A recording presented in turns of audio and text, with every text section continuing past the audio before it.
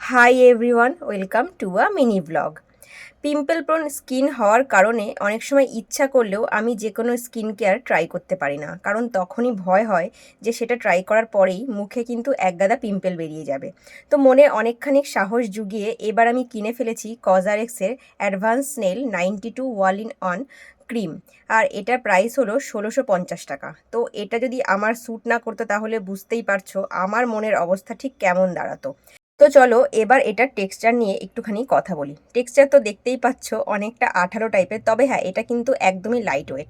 মানে আমার যেহেতু অয়েলি স্কিন, আমি তোমাদেরকে এটা বলতে পারি যাদের ড্রাই টু নর্মাল স্কিন তাদের কিন্তু এটা বেশ ভালোভাবে স্যুট করবে।